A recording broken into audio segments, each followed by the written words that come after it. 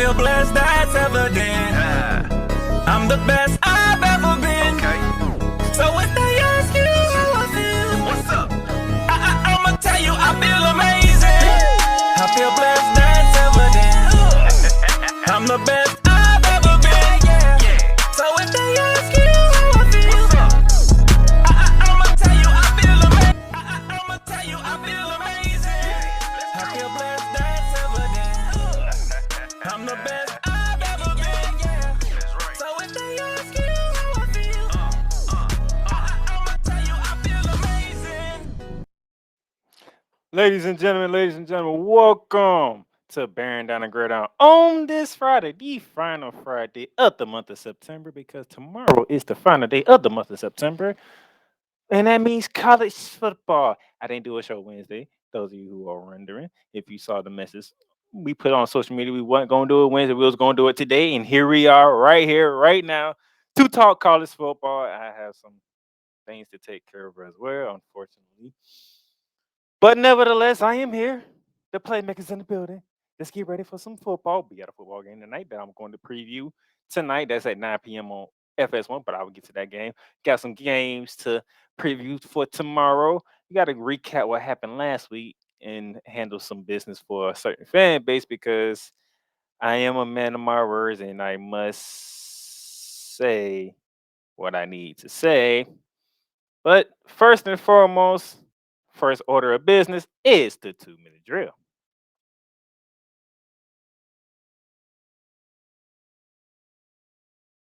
And to kick off the 2 minute drill, ladies and gentlemen, we have three articles that center around one thing, and that is the college football playoff model, which is suspected to expand to 12 next season. And the American Athletic Conference feel like they favor a CFP playoff where the five highest ranked champions, conference champions, will be the top five seeds. So the winner of the ACC, the Big 12, the Big 10, the SEC, and the Pac 12. Unfortunately, hold that thought. They bring us to our next article. CFP Chefs talks of change while Pac 12 situation plays out. That article came on 2 days ago. I had to see it, ESPN senior writer.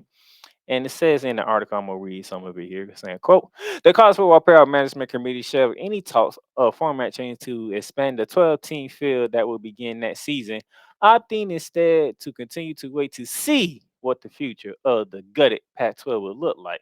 CFP Executive Director Bill Hancock said Wednesday. Following another summer of sweep conference realignment, the only Washington State and Oregon State will be left to determine the future of the Pac-12 in 2024 and beyond. The NCAA gives conferences a 2-year grace period when they no longer meet membership requirements before changes are needed. But the notion of a two-team league competing in the CFP play has its decision makers in a holding pattern on the future format, which shifts over to the third article. Oregon and Washington State Pac 12 hearing set for November 14th, which is going to be an interesting one because, if I believe correctly, I think both programs filed some type of lawsuit against the Pac 12 with everything that's been going on. Let's see if I can pull that article up. Put it up on my phone here. It says here, this from the Associated Press, by the way. This was yesterday. A hearing has been set for November 14th in Oregon State and Washington State legal fight with the Pac-12 and its departing members to gain control of the conference and its assets. The preliminary injunction hearing will be held in Washington Supreme Court in Whitman County in front of the same judge who granted a temporary restraining order to the two schools early this month. Judge Gary Labby ruling blocked a board of director meeting with conference commissioner George Cliffenoff and the university leaders of schools that have announced plans to lead the Pac-12 next year. The latest filing in the case were dated Wednesday, still to determine exactly who should be allowed to make up the conference board and vote on business matters that could impact the future of the league. Oregon State and Washington State contended that 8 schools: Arizona, Arizona State, Colorado, Utah, Oregon, Washington, Stanford, and California forfeited their right to be on the board when they announced their intentions to join other conferences next year. So there's a lot going on when it comes to the CFP. A lot of things to look at, but hey, these 3 articles are tied into each other, so we shall see how this goes. With that being said, all right. But moving on to our next set of articles, let's go to Colorado, Boulder, Colorado, shall we? Have a couple of articles here. One of which Colorado's Travis Hunter goes bowling with Henry Blackman. And for those of you who are haven't been paying attention since the incident between those two, these guys they went they went bowling. It was a charity event in Boulder. Says here, Colorado two-way star Travis Hunter isn't holding a grudge against the player who's hit sent him to the hospital and cost him at least 2 games. Hunter and Colorado State defensive back Henry Blackman met Wednesday and went bowling together, as shown in a video posted Thursday on Hunter's YouTube channel. Hunter suffered a lacerated liver on a late hit out of bounds by Blackman, who was flagged for unsportsmanlike conduct in the first half of the Buffalo's home victory on September 16th. Hunter returned to the game, but later went to a local hospital where he was treated and released.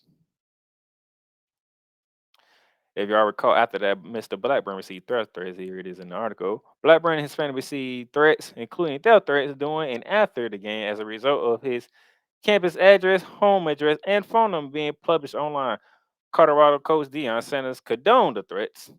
Hunter and Blackman began communicating through social media shortly after the game, and Hunter invited Blackman back to Boulder, where Blackbird grew up and attended high school there. The Colorado State defensive back Ron Hodge III, whose brother Isaiah plays for Colorado, helped the two players connect.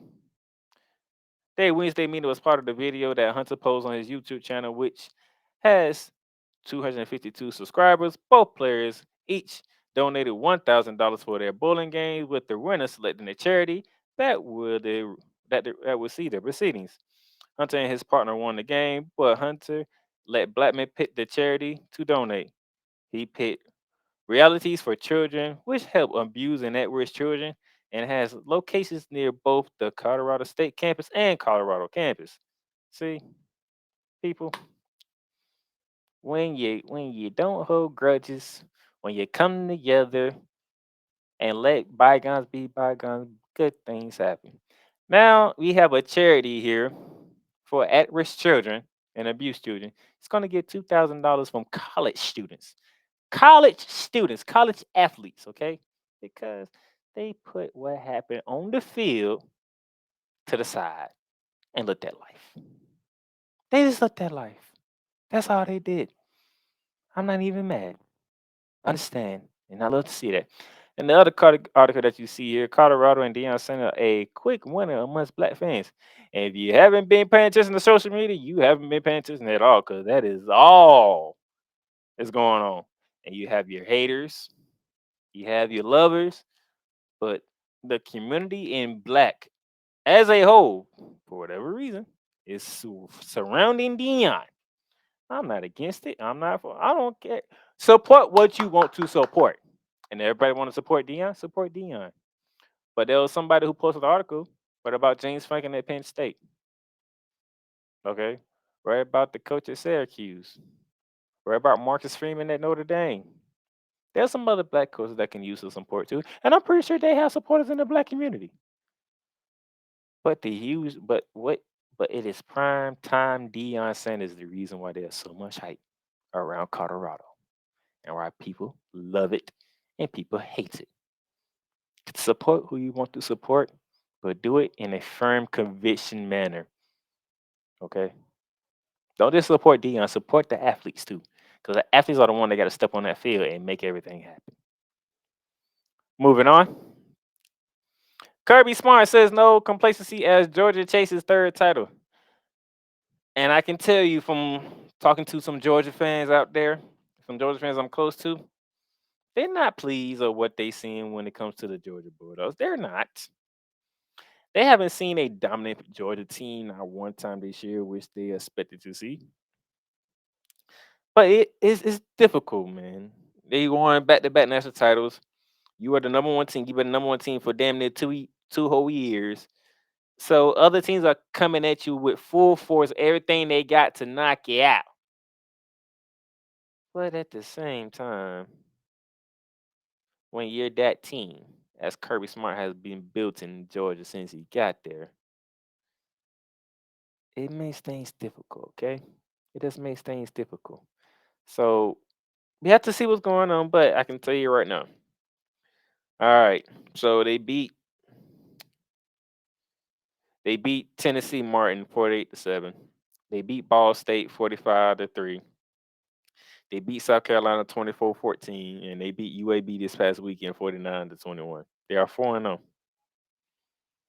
Most of the games most of the time they scored those points in the second half. Or at least half of them in the second half. It's not been very inspiring from the Georgia but 4-0, undefeated. Got a big game coming up that I will preview though. But we'll see about that. Sticking with the SEC, Nick Saban expects bigger challenge at Mississippi State. Now, there's a number of ways to, look at this, Could he be taking a shot at Ole Miss? Because Lane Kiffin did open his mouth yet again and he got demolished, which I will get into in our next segment. Or could he talking about the fact that he's got to go to Starksville, Mississippi, to take on Mississippi State? I mean, this is what he said.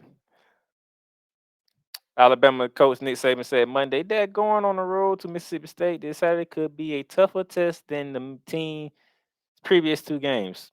The Crimson Tide won a closer than expected contest 17-3 on the road at South Florida 2 weeks ago, a game in which the offenses struggled.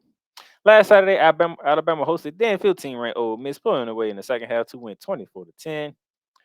But unranked Mississippi State 2-2 on the season, 0-2 in conference play, give Saban pause. Coach Saban said, quote, "This is actually a bigger test for us than the last two games, in my opinion. In terms of this team being very physical, very aggressive on defense, create a lot of negative plays. They have a lot of starters back. They know their system. They know their scheme." Close quote. One of those starters who came back is quarterback Will Rogers, who is second in the SEC in career passing. Rogers has thrown for 997 yards and 9 touchdowns this season.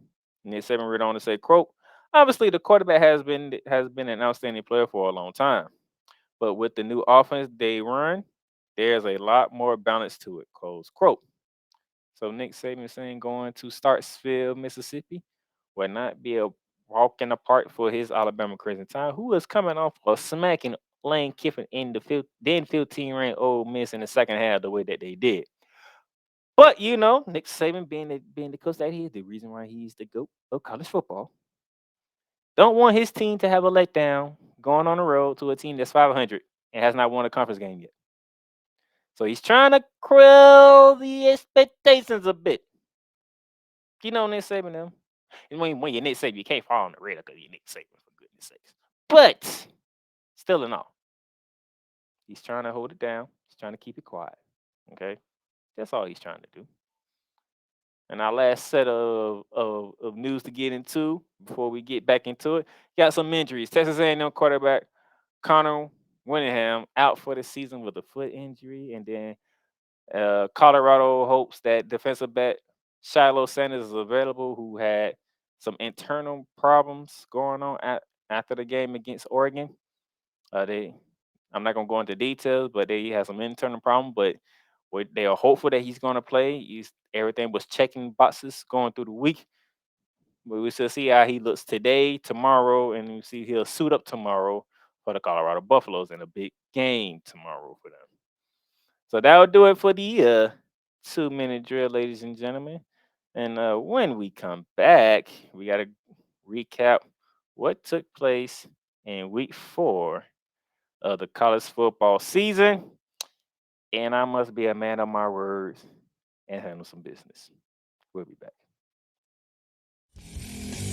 Welcome to Ringside Chaos, the professional wrestling discussion segment of the Bear of Texas podcast.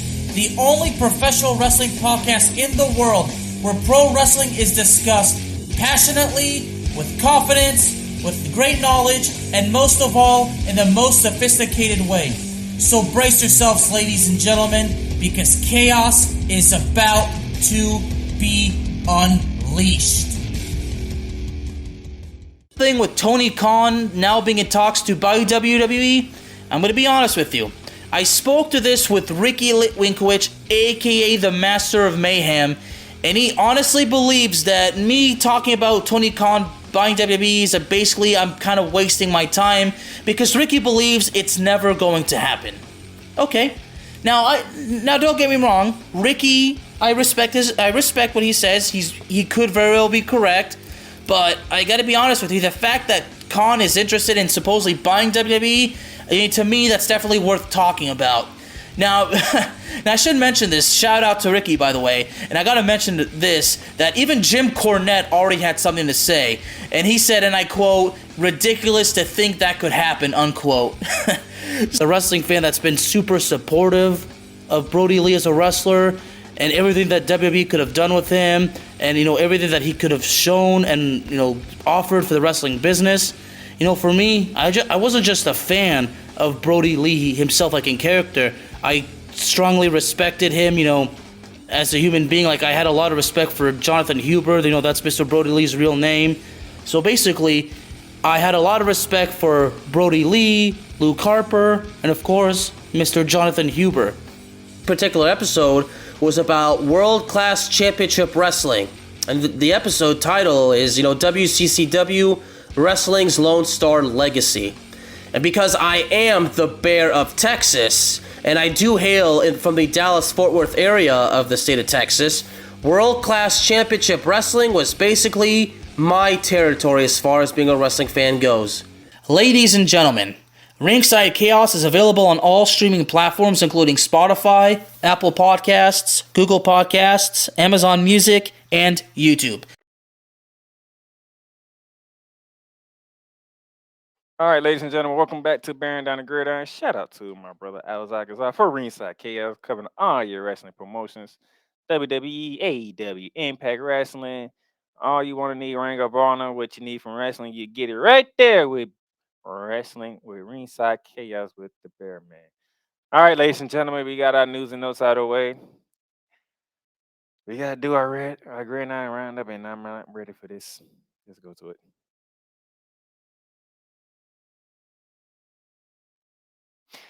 And the Gridiron Ryan, as you see, the game that we covered last week, Florida State was at Clemson, getting a 31-24 win over the Clemson Tigers in Death Valley.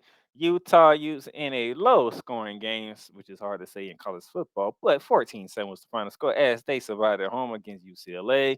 Obviously, we already mentioned what Alabama did to Ole Miss, 24-10. Oregon dominating Colorado, giving Coach Prime his first loss as a Power 5 coach, 42-6. Penn State shutting out Iowa 31-0, and Ohio State sneaking by Notre Dame on the final play of the game to win 17-14. Now there are a couple of these games I need to get into. First and foremost, let me get into this right here, right now. Dabo Swinney. Dabo.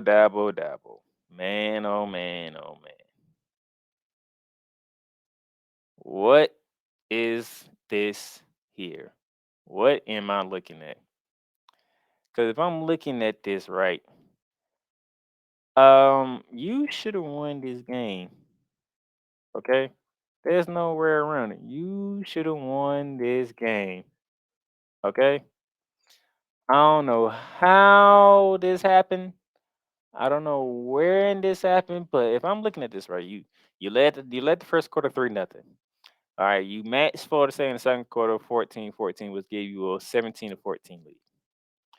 You were up 24-17 going late in the third quarter, heading to the fourth quarter, and Caleb Cutnick got smacked, lost the ball, and the guy who hit him, the Lochin, picked it up and took it all the way back for a touchdown to end the third quarter in a 24-24 tie.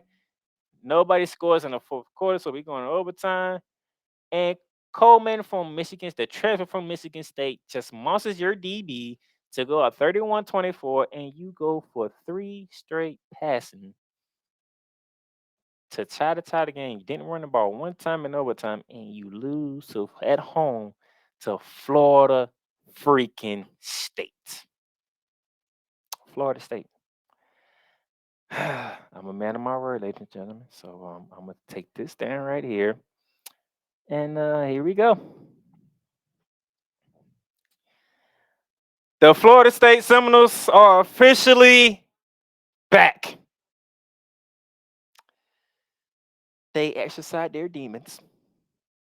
They finally beat the team that they had a hard time beating. And every time they lost to that team, that's when the season goes downhill for them. They finally beat that team, which is the team I picked to win the ACC, by the way, to be undefeated at this moment in time, ranked in the top 10. Florida State is officially back. Yeah, a lot of Florida State fans right now, they are rejoicing that I actually said this live right now. And I'm sick to my stomach the fact that I had to come over here and acknowledge the Florida State Seminoles the way I just did. All because Dabo Swinney ineptitudes in this game for one odd reason allow Florida State to escape with this win. The Florida State Seminoles are back, and the ACC gonna have a problem on their hands now, because Florida State got the athletes, they have the physicality, and they exercise the one demon that they needed to exercise, which is the Clemson Tigers and Dabo Swinney.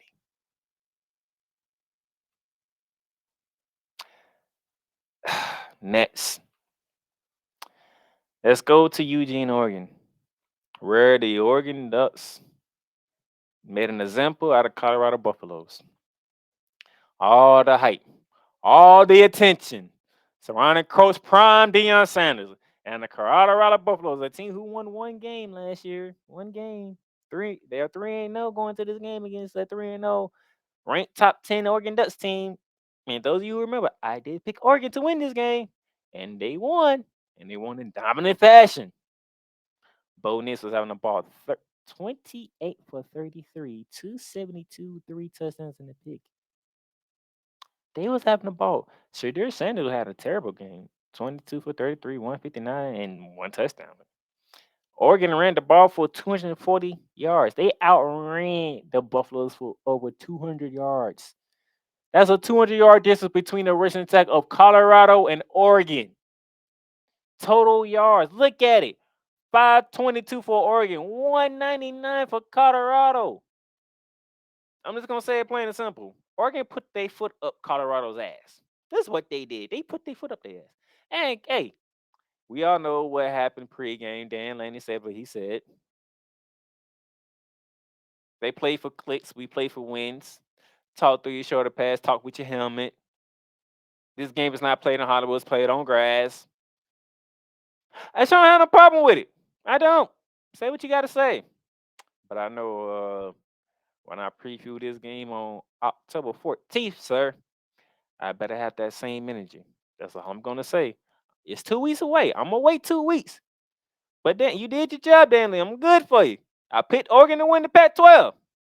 But if you're going to have that energy with Colorado, when the week of October 14th get here, you better have that same damn energy. Because if you don't, we going to have some problems, especially me. Because it's that team the reason why your ass didn't make it to the Pac-12 championship last year. Not Colorado, the team that you're going to be facing in 2 weeks. So I need that same energy in 2 weeks, sir. I need that same energy. But congratulations, Oregon. You did what you're supposed to have done. You're a top 10 team in the country. You've been a top 10 team in the country. So you do what you're supposed to do. Congratulations. But Colorado, we're not done with you because I have you in the next 7 because we have a big game coming up in Boulder, Colorado. Moving on to our next gridiron roundup game. Tuscaloosa, Alabama. The Crimson Tide and the Ole Miss Rebels did battle. Top 15 matchup. Lane Kiffin said what he said. He called out the defensive coordinator of Alabama. He opened his mouth. And yet again, Nick Saban smacked your ass in the mouth. Again. How many times, Lane Kiffin, are you going to say something? when it comes to the week that you play Alabama and Nick Saban keep kicking your ass. When you gonna learn? Because you opened your damn mouth and Alabama defense holds your ass to 10 points. But you are often to average 58 points a game going into this game. And you got held to 10 points. That is a 48-point difference of what you average and what Alabama held you to. Look at it. Look at the rushing attack. Alabama ran for 131 yards. Lane Kiffin's offense, 56. They doubled your ass in a rushing attack. They whooped your ass. They physically whooped your ass. And you can't do nothing about it. So Lane Kiffin, do me a favor. Matter of fact, no, don't just do me. Do everybody. Shut the hell up every time you play Alabama. Just shut up. Because every time you open your mouth, you get your ass whooped by Nick Saban. It was your best opportunity to actually have a chance to beat Nick Saban. He didn't know what to do at quarterback. He was playing 3 quarterbacks. He was trying to figure out which quarterback to go with. And he had to go back to the quarterback he started with to the beginning of the season. And he still whooped your ass. Even a confused Nick Saban can still beat your ass. So Lane Kiffin, shut the hell up when you play Alabama. Don't say a goddamn word. Now that brings me to this. The Pac-12, jeez, 21 points. That's all it was taking to score between Utah and UCLA. 21 total points for Utah to win 14-7. But if you look at down the bottom, when you go to Happy Valley at Penn State, Penn State scored 31. Literally, Penn State just literally beat 3 teams. Well, you can actually 5 when you count how many points Ole Miss scored and how many points Colorado scored. Penn State shut out Iowa 31-0. That was enough points to beat Utah. That was enough points to beat UCLA. That was enough points to beat Colorado. That was enough points to beat Ole Miss. Hell, that was enough points to beat Alabama, and Alabama won their damn game. 31-0 in primetime, NBC primetime. Iowa showed their ass in prime time on NBC to get shut the hell out. Shut out. I mean, what in the blue hell was that? Nevertheless, shout out to James Franklin. You got through one test, but we all know who the main testers are. When you got to play Ohio State and when you got to play Michigan. That's what we waiting on for James Franklin and the Penn State Nathan Line. Can you beat the top 2 teams who own not only your conference, but your division? Okay? Whoever wins the East wins the Big Ten, basically. That's basically how it is. Whoever wins the Big Ten, the East wins the Big Ten. It's either Ohio State, it's either Michigan, and every once in a while you had Penn State up in there. I don't remember the last time Iowa won the Big Ten. When the last time Wisconsin won the Big Ten? When the last time Purdue won the Big Ten? When the last time Illinois won the Big Ten? You get my point, right? So we gonna see with James Franklin when he go against Ohio State and Michigan. That's going to determine who's going to win the Big Ten because whoever wins the Big Ten East is going to win the Big Ten. I'm just saying. I don't think I put this on the slate, but I should have. No, I didn't. So before I get to that slate, let me do this real quick. Let me go full screen. Marcus Freeman. It was in your hands. It was right there in your hands. All you had to do was get the defense to make 4 straight stops, and you beat the Ohio State. You had a 4th and 8, and you let them get a first down. Victor, what's going on, brother? Thank you for tuning in. You had a 4th and 10, and Ohio State converted. You had a 4th and 15, and Ohio State converted. And then the final 2 plays of the game, you had 10 defenders on the field. You're supposed to have 11. You had 10. You stopped them on the first one. Ohio State quickly got back to the line, hiked the ball, handed off. They get in the end zone for a game-winning touchdown, which led to Ryan Day going off on Coach Luke Holtz for what he said because he felt like Notre Dame was more physical than Ohio State and that Ohio State don't do well in physical games. Nevertheless, Marcus Freeman, you fumbled the bag. You fumbled the game because your offense gave you the lead in crunch time, and you couldn't have your defense get you 4 consecutive stops to seal the game. So not only that I had to come in here and announce to the world that Florida State's back, which is disgusting as hell for me, but I am a man of my word. They beat Clemson at Clemson, so I'm gonna do it again. Florida State is officially back, and then Ohio State escaped South Bend because Notre Dame just couldn't stop Ohio State one time. They just couldn't stop them one time on fourth down. Just one time on fourth. You just needed one fourth down stop. One. They converted 3 on the last drive. Man, I tell you. Nevertheless, moving on. The extra point fan vote was Kansas versus BYU. I took BYU and Kansas. They prevailed. They pulled away late in the fourth quarter to win 38-27. So shout out to Kansas 4-0 on the year. I'll be talking about them coming up in our next segment. Some other notable games that I want to recap real quick. It was the first Big Ten game for the Cincinnati Bearcats. They were at home hosting undefeated and 16th-ranked Oklahoma, and Oklahoma handled business 20-6. Welcome to the Big 12, Cincinnati. We had an SEC showdown at the SEC's Death Valley down in Baton Rouge, Louisiana, between the Arkansas Razorbacks and the LSU Tigers. Arkansas gave LSU everything they can handle. It took a field goal to win it for LSU, 34-31 over Arkansas, moving them to 3-1. The lone Pac-12 teams left in the Pac-12 after this upcoming season, it was the Washington State Cougars hosting the Oregon State Beavers up in the Palooza of Washington, 38-35. The Cougars take down the Beavers. It was the Big 12 debut for the UCF Knights, and it was in Manhattan, Kansas, as they took on the reigning, defending Big 12 champions, the Kansas Wildcats. Back and forth game, but late in the fourth quarter, Kansas pulled away to win 44-31. And then from there, we go back to the SEC. We go down to College Station, Texas, where we was at Kyle Field when the Texas A&M Aggies looking to bounce back after a horrific Week 3 performance up in Miami. They hosted the Auburn Tigers, who was coming in 3-0. And yeah, it was all A&M on this one. Like, I don't know what Auburn team showed up in that game, but they didn't show up for Texas A&M. 27-10.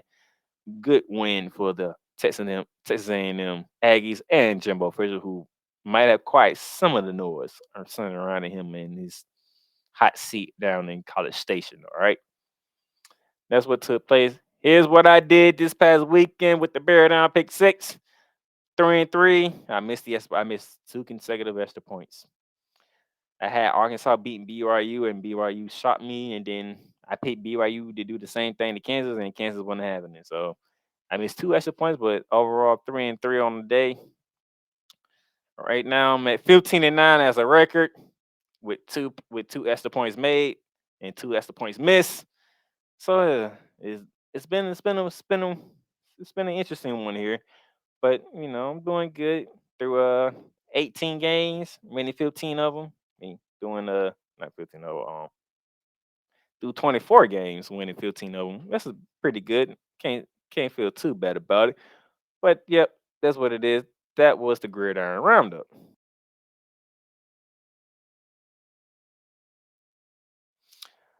We're gonna take a quick break here. Then when we come back, we got to get into our campus tour because we got some games to preview, ladies and gentlemen. We'll be right back with a quick commercial break.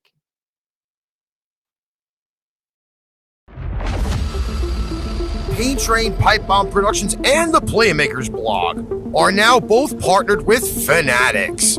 Fanatics is now your new home for all fan merchandise. From the MLB, the NFL, the NBA, the NHL, MLS, NASCAR, WWE, international soccer leagues, and golf. Check out the links below for everyday deals on Fanatics.com.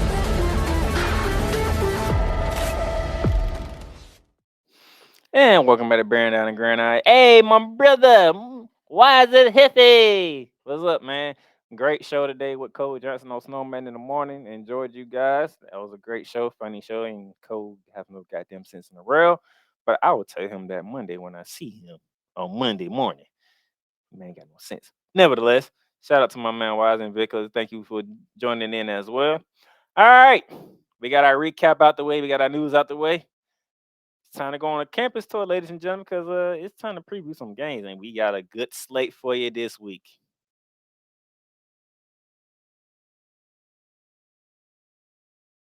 And to begin our campus tour begins tonight, ladies and gentlemen. Tonight, 9 p.m. FS1, Big Pac-12 showdown. The Utah Utes ranked number 10 in the country. They will be taking on number 19, the Oregon State Beavers. Corvallis, Oregon will be rocking on a Friday night in this one. Oh, man. Now, I got to get you some numbers here. I should have been prepared, but I'm not. My apologies. But let me get you some numbers because this is going to be a very good game here. I want to make sure we get all our numbers in so we know what we're talking about here. All right, tonight, ladies and gentlemen, ESPN, they have the Oregon State Beavers as a 58.6 favorite to win the game. All right, there'll be no Cam Rising in this one, so Nate Johnson will be the starting quarterback for the Utah Utes. Could that be a problem for them? DJ Ongianole, the transfer from Clemson, he is the quarterback for the Beavers of Oregon State, so we should see how this goes. We have here Utah. They averaging 322 yards a game to Oregon State's 560 yards a game. But Utah has the better defense. They only give up 264 a game. Oregon State gives up 327. So we shall see. Will offense prevail or will defense prevail in this one? And I'll give you my picks later. But as of right now, Caesar Sportsbook, they have Oregon State favorite at 4. Ooh, Oregon State -4. That would be interesting. Over under 44.5. So those of you who are bettors like that, I am not, but I will give you the numbers. They have Oregon State -4 with the over under being 44.5. Good or not, it's up to you. But hey, you'll get my picks in the next segment. From Corvallis, Ohio, down to Boulder, Colorado, because it is it's nightmare number 2 for the Colorado Buffaloes because noon Eastern on Fox. The Coach Prime will be hosting Lincoln Riley in the 8th ranked Trojans of USC. This one, and you thought nobody gave you a chance against them. Look at this, and you're at home, Coach Prime. 89.8% ESPN says Trojans. 89.8 on ESPN is Trojans. Okay. Caesar Sports Boots, 21.5 Trojans on the road. They are saying Colorado's going to get beat by 21 points or more Saturday, tomorrow, at home. Just like they got beat by 20. There was a 21-point underdog at Oregon, at Eugene. They're going to come home and be the same 21-point underdogs in Boulder. Let's see if Coach Prime can get his boys up to play for this one. Lincoln Riley ain't gonna give you no billboard material. I don't care what social media is trying to say. Lincoln Riley is not the type of coach to give another team billboard material. But if I'm Coach Prime, hey, ESPN giving us a 10% chance to win. Caesar Sport Books, they got USC as a 21 road favorite. Road favorite, meaning they come to our house and they got us as a 21-point underdog. You need to feel some type of way about that. That's why I'm not a betting man, because that's just disrespectful. But hey, I don't make these decisions. I just use them, okay? So it should be interesting how that goes. Will Shallow play? We shall see. We know Travis Hunter is not going to play, even though he wants to play. Coach Prime says, "Get healthy. We'll take care of business the best way we can. When you're healthy, we'll get back into it." But 21 home underdogs, that is ugly. Let's see. Victor said this either going to be a continuation of the Avalanche or Coach Prime's comeback game. We gonna see, because they 21.5 underdogs at home, which is a lot, especially with all the hype going around. So that tells me Vegas don't believe the hype. But damn, 21.5 at home. Good gracious. But hey, that's Vegas for you. From Boulder, Colorado, we gonna take ourselves out to the Midwest and go to Austin, Texas. The big one in the Big 12. Number 3 Longhorns hosting 24th ranked Kansas. 3:30 in ABC. I'm almost saying NBC. ABC. Ooh. Both teams are 4-0 on the year. Both teams are looking good. We already know Texas got that big win down in Tuscaloosa, Alabama 2 weeks ago. They struggled against Wyoming, but they got out of that one. Kansas, they just finished and welcoming, BYU to the Big 12 and winning that one in a shootout. ESPN says 93.5% Longhorns. Caesar Sportbook says 16.5 Longhorns. Over under 61.5. Could we see a shootout in this one? I don't know. Because Kansas, they got a damn offense. They averaging 463 yards a game. Kansas got an offense. Now they going against a damn good defense. You talking about giving up just under 300. Both teams giving up less than 300 yards. Both teams averaging over 400 yards offense. So we could be in for a shootout down in Austin, Texas, ladies and gentlemen. That 61.5 might be a good play for those of you who are into that type of stuff. But somebody's going to leave Austin, Texas 5-0. And somebody's going to suffer their first defeat when this is said and done down in Austin, Texas on ABC. From Austin, Texas, we're going to head down and up to, oh boy, we're going to Auburn, Alabama. The oldest rivalry in the South. SEC country, where the Auburn Tigers looking to bounce back after this dismal performance in College Station against Texas A&M. They are home. They're on the road playing. Jordan Hare were number 1 back-to-back reigning national defending champion. The Georgia Bulldogs come rolling into town. You already know. Everybody is going to be big on Georgia, especially after what they saw with Auburn and against Texas A&M. We're talking 82% straight up Bulldogs. Caesar Sportbook says 14.5 on the Bulldogs. Bulldogs haven't had, as I said earlier, talking to some Georgia fans, they haven't seen the Bulldogs that they're looking for. Maybe this is the game to see it. Like I said, University of Tennessee Martin 48-7, Ball State 45-3, South Carolina 24-14, UAB 49-21, and most of those got out of hand in the second half. Not the first half, second half. So the people of Athens, Georgia, and Bulldog Nation across the country, they are looking forward to a game where Georgia looks like Georgia. Maybe this is the game. Or maybe this is one of them games that I said that could be a trap game for them, because they are going to Auburn, and that is a rivalry game. That's why it's called the oldest rivalry in the South.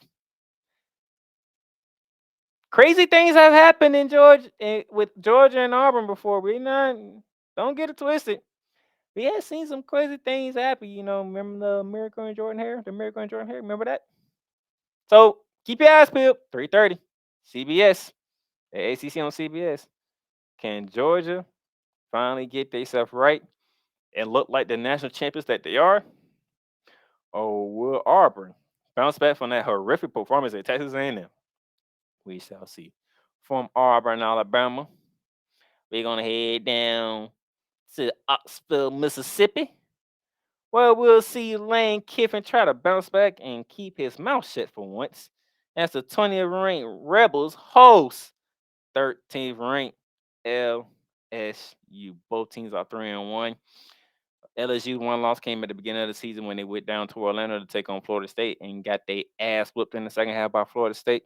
Ever since then, they've been whooping ass themselves.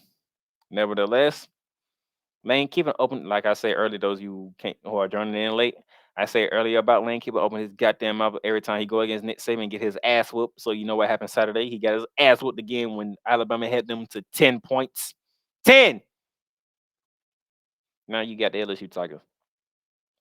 This is a rematch from what took place last year at Death Valley when Everybody knew that Ole Miss was working in there and they was running high and everything. People trying to figure out what Brian Kelly and LSU was gonna look like, and then they had a game against LSU in Death Valley at noon, and I sat here and said, yeah, I like LSU because Ole Miss about to get their ass whooped now.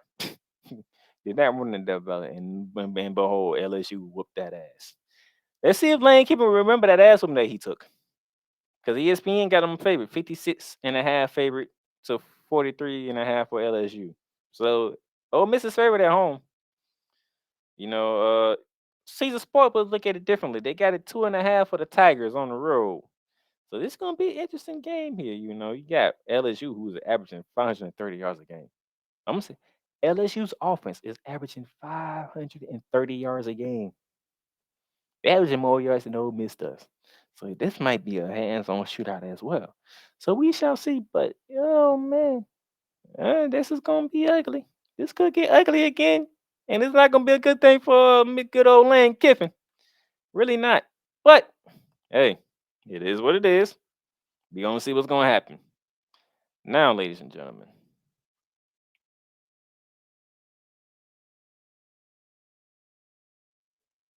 game of the week.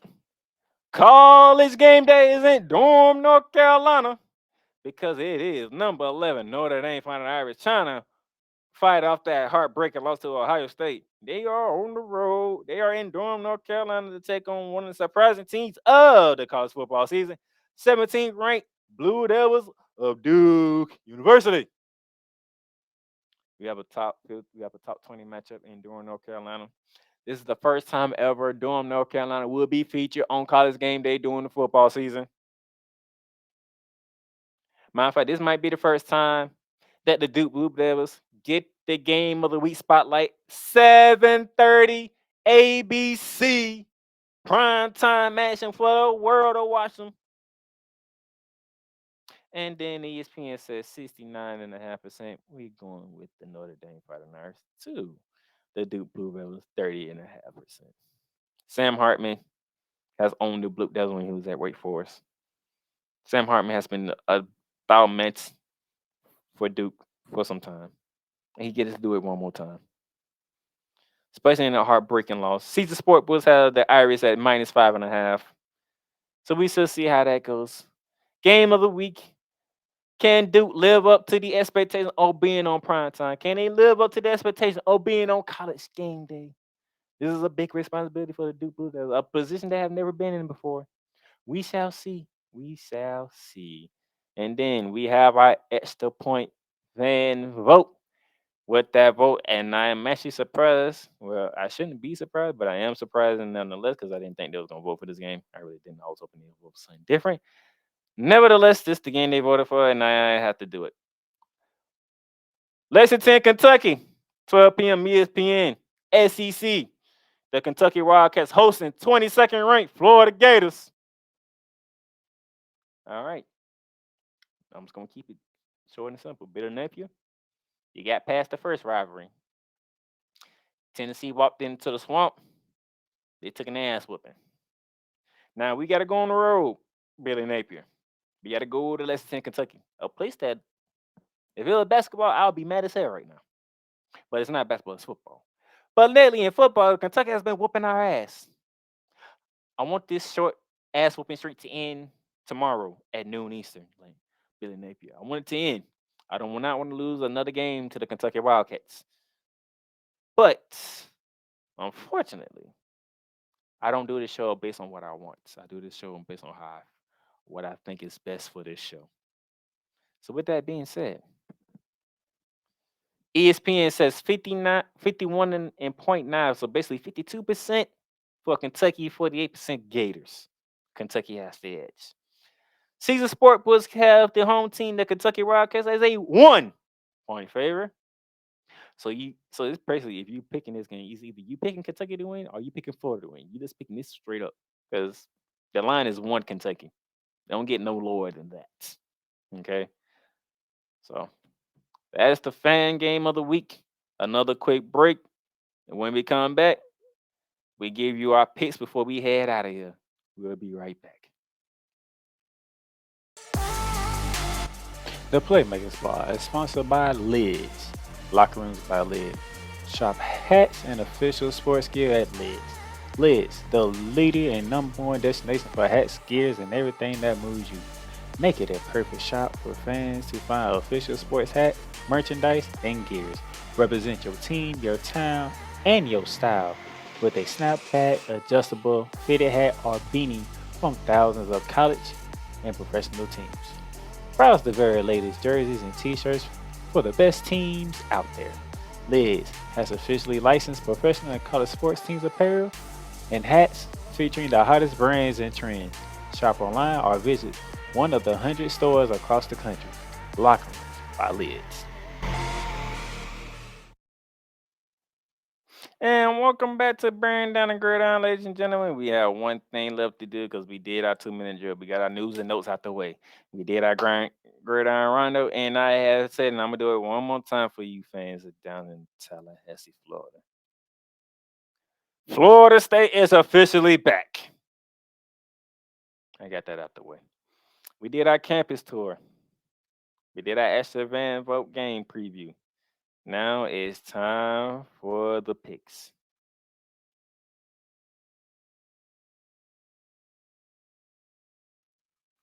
It is the Bear Down Pixies, ladies and gentlemen. And it's kicking off tonight, ladies and gentlemen. I'm taking a home team. The Oregon State Beavers sent a message that they are just not here to be played with. They will bounce back from that loss to Washington State. They will beat the two-time back-to-back reigning Pac-12 champions of the Utah Utes. Without Cam Rising, they will send a message and put the Pac-12 on notice. Then tomorrow, ladies and gentlemen, normally I don't do it. Normally I do everything in my power not to do it, but I am picking USC. I am one of them biggest USC haters there is.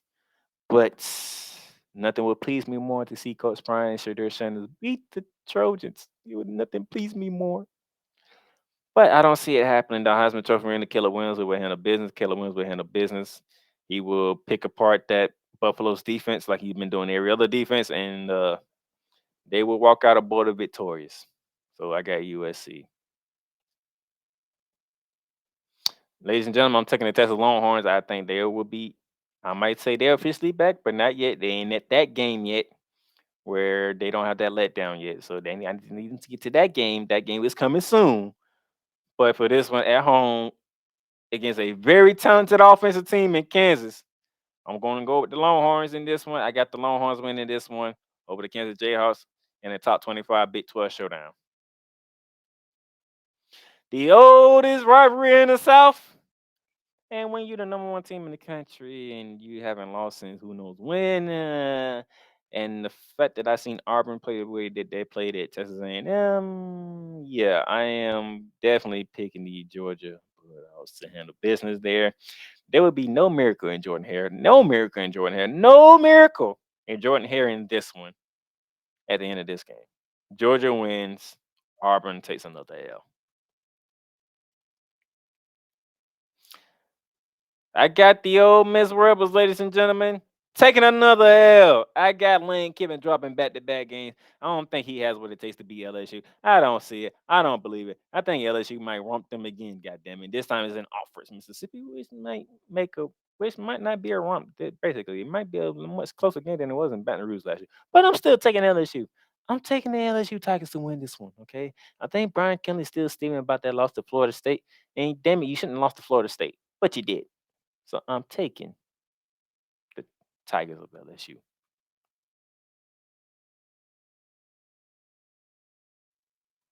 And our game of the week, ladies and gentlemen, give me the Fighting Irish to bounce back. They're going to Durham, North Carolina with College Game Day there, with all the attention on Durham, North Carolina. First time ever College Game Day is being there. First time for the Duke Blue Devils to be in that spotlight in prime time as on ABC. Give me the Notre Dame Fighting Irish. Notre Dame's going to walk in there pissed off. They're going to be walking in there angry because they know they let one get away. They know they should have beat Ohio State. Everything was put in Irish and they let it slip. They took out their frustrations on Duke. Duke, congratulations on being on College Game Day. Thank you for hosting College Game Day. Thank you for being on the prime time slot.